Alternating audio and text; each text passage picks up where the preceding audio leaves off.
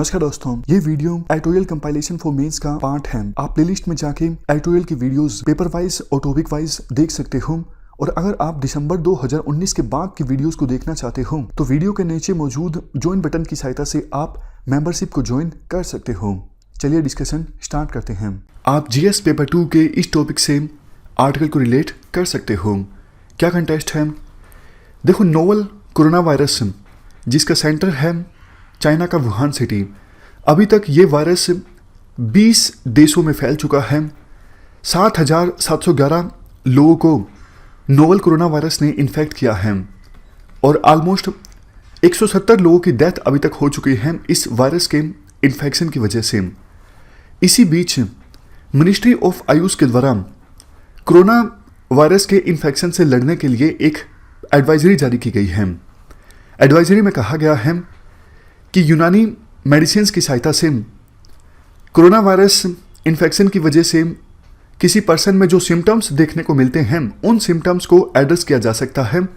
इसके साथ साथ एडवाइजरी में ये भी कहा गया है कुछ आयुर्वेदिक प्रैक्टिसेस और होम्योपैथी मेडिसिन की सहायता से कोरोना वायरस के इन्फेक्शन को प्रिवेंट किया जा सकता है। आर्टिकल में देखो ये कहा जाता है ऑलमोस्ट 1 महीना हो गया इस बात को जब चाइना ने WHO को इन्फॉर्म किया था नोवेल कोरोना वायरस के इन्फेक्शन के बारे में, लेकिन अभी तक कोई भी ड्रग या फिर कोई भी वैक्सीन इस वायरस से लड़ने के लिए डेवलप नहीं की जा सकी है और न ही ऐसी कोई ड्रग उपलब्ध है जिसको डेवलप किया जा चुका हो लेकिन मार्केट में वो नहीं है क्योंकि उसका क्लिनिकल ट्रायल होना अभी बाकी है। ऐसी भी कोई ड्रग नहीं है। तो क्वेश्चन ये उठता है, अगर इस वायरस के इन्फेक्शन से लड़ने के लिए कोई ड्रग नहीं है तो वो पेशेंट्स जिनको इस वायरस ने इन्फेक्ट किया है उनका इलाज कैसे हो रहा है? ऐसे पेशेंट्स के सिम्टम्स को ट्रीट किया जा रहा है दूसरे मेथड्स की सहायता से। जैसे देखो, ऐसे पेशेंट्स को इनफ ऑक्सीजन दी जाती है ताकि उन पेशेंट्स का जो इम्यून सिस्टम है वो स्ट्रोंग हो और बॉडी का इम्यून सिस्टम इस डिजीज से अपने आप से लड़ सके।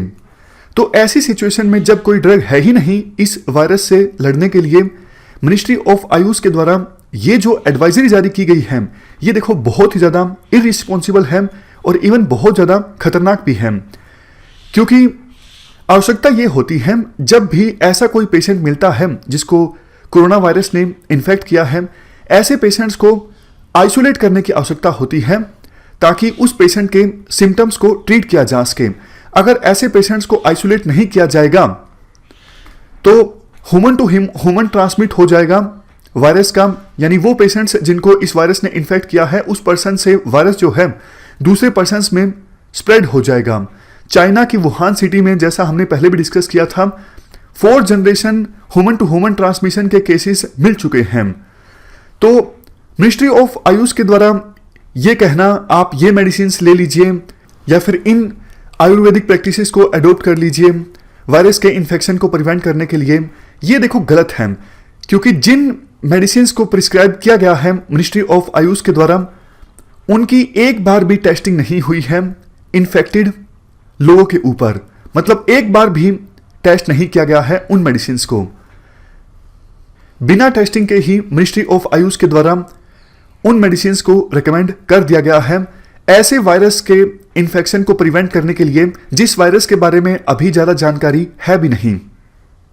इवन इससे भी ज़्यादा मिनिस्ट्री ऑफ आयुष ने अपनी एडवाइजरी में मेडिसिन का तो जिक्र किया है, बट ये नहीं बताया गया है कि कोरोना वायरस के सिम्टम्स क्या हैं।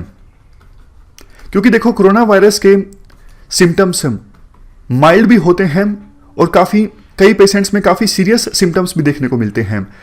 माइल्ड सिम्टम्स जैसे हल्का फीवर या फिर खांसी, और सीरियस सिम्टम्स जैसे न्यूमोनिया एंड रिस्पायरेटरी फेलियर, सांस लेने में परेशानी होती है अगर रिस्पायरेटरी सिस्टम फेल हो जाता है। तो मिनिस्ट्री ऑफ आयुष के द्वारा ये नहीं बताया गया है कि जो मेडिसिन उन्होंने प्रिस्क्राइब की है कौन सी मेडिसिन कौन से सिम्टम्स दिखने पर लेनी है, क्योंकि देखो कई सिम्टम्स माइल्ड हैं, कई बहुत सीरियस हैं। ऐसा तो नहीं हो सकता कोई भी सिम्टम दिखे तो बस आप वही मेडिसिन ले लो। आपने स्पेसिफाई भी नहीं किया किस सिम्टम के दिखने पर कौन सी मेडिसिन लेनी है।